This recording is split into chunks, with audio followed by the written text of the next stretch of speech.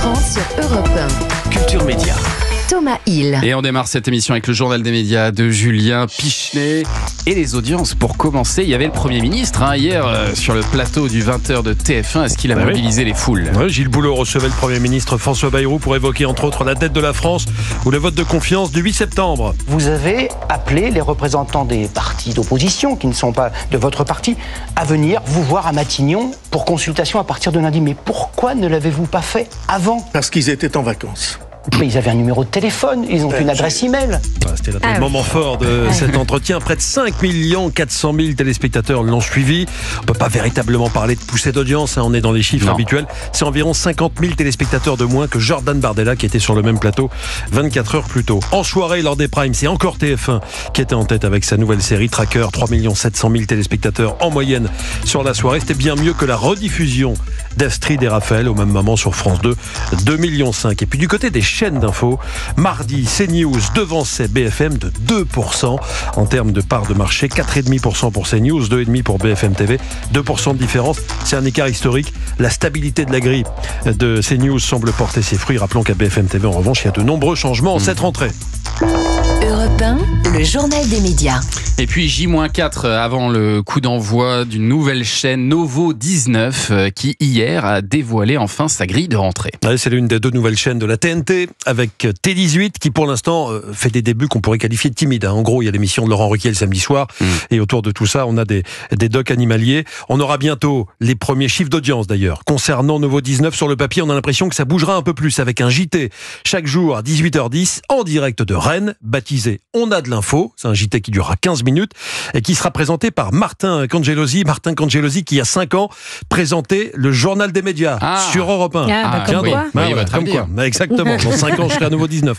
Bon, après ce journal, la journaliste Claire Arnoux, qui a quitté beIN Sport, pilotera un talk show, cette fois en direct depuis Paris. Un talk show appelé On a du nouveau. Visiblement, tous les titres de cette nouvelle chaîne commencent par On a du nouveau, une émission qui veut faire dans la proximité. La direction prévient, le talk parlera de tout ce qui se passe chez vous, dans votre quartier, votre ville, votre famille. Autre programme de cette nouvelle chaîne Nouveau 19. Une ancienne émission de TF1, c'était entre 2001 et 2007. Vous allez la reconnaître. Ah oui. Bien sûr. Ah, c'était bien. Vie ma vie. Laurence Ferrari. Exactement. Vie ma vie reviendra en 2026 avec des épisodes inédits produits par Réservoir Prod, comme c'était déjà le cas à l'époque. Vous vous souvenez du concept, deux personnes qui ont des vies radicalement opposées, qui vont échanger leur quotidien sur quelques jours. Et puis en 2026, toujours Raphaël de Casabianca. Le revoilà, il présentait Rendez-vous en terre inconnue sur France 2, bien sûr. Il fera son retour à la télévision sur Novo 19. Il présentera l'émission Radio Gaga. Le concept est sympa. Il va parcourir la France à bord d'un studio mobile pour créer une radio locale éphémère. De la radio à la télé. Voilà, exactement. Donc. Et alors, quel est le budget et les audiences espérées par la direction de Novo 19 ? Est-ce qu'ils ont été plus précis là-dessus ? La chaîne qui fait partie du groupe Ouest France va investir une trentaine de millions d'euros par an dans sa grille et espère être à l'équilibre financièrement d'ici 3 ans ou un peu plus. En termes d'audience, la chaîne souhaite atteindre les 2% de part de marché sur la cible des 25-49 ans dans 3 ou 4 ans.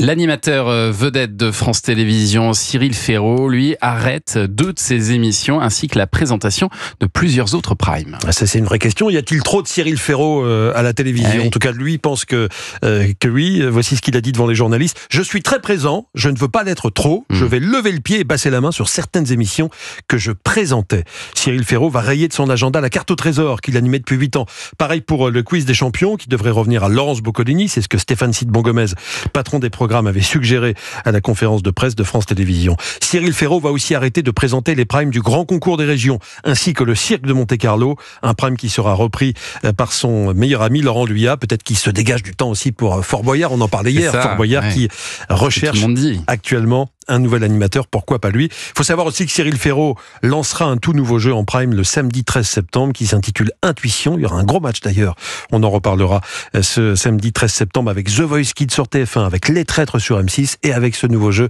de Cyril Ferraud donc sur France Télévisions. Ah oui, ça va faire du mal. Combat, Il va y avoir de la casse. Il va y avoir de la casse. Et puis alors dans 2 semaines, Masked Singer reviendra déjà sur TF1, ce sera la 8e saison.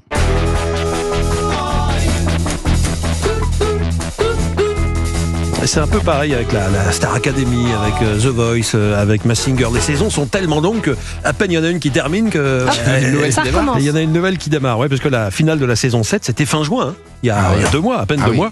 C'est la première fois d'ailleurs que 2 saisons de Masked Singer sont aussi rapprochées. Parce que la direction s'est dite très satisfaite des scores d'audience du printemps dernier. Il y avait en moyenne 3 millions de téléspectateurs avec le replay. Donc du coup, hop, on redémarre tout de suite. Le jury est légèrement remanié. Michael Youn succède à Élodie Pou. Les autres jurés ne changent pas. On aura Kev Adams, Chantal Latsou et Laurent Ruquier. À ce propos, on est allé les voir cet été pendant les tournages. Entre 2 épisodes, ils tentaient d'expliquer les règles à leur nouveau camarade Michael Youn. Écoutez. C'est les kabuki qui comptent en vrai. Qui compte le plus. Parce qu'en vrai, au final, tu vois, qu'on va tous citer les mêmes noms. Donc ce qui compte, c'est la première personne qui a. C'est celui qui prend le risque qui a de déclenché. kabouker. Eh bah oui. D'accord. Mais si on kabuke pas et qu'on est le premier à avoir donné un nom, je pense que ça compte aussi. Oui, mais pas vraiment. mauvais nom, on l'a baisé. Ça on a compris. Voilà, ça parle kabuki, kabuké. C'est quoi les kabuki? Kabuké. Vous avez jamais kabouké? Mais je n'ai jamais kabouké, j'ai hâte Même de savoir en ce que soirée, c'est. vous n'avez pas kabouké. Bah dites-moi ce que c'est, puis je vous confirmerai si je l'ai fait ou pas. Ce sont des canons à confetti que les enquêteurs, donc les jurés, peuvent déclencher à tout moment dès qu'ils pensent avoir deviné l'identité d'une des célébrités. Ce sont des kabuki. On peut kabouker en soirée. Eh ben, écoutez, je peux vous le dire. Pensez à kabouker Je en peux vous soirée. l'avouer, j'ai fête sera déjà plus folle. kabouké. J'en ai Pas déjà souvent, mais j'ai déjà kabouké.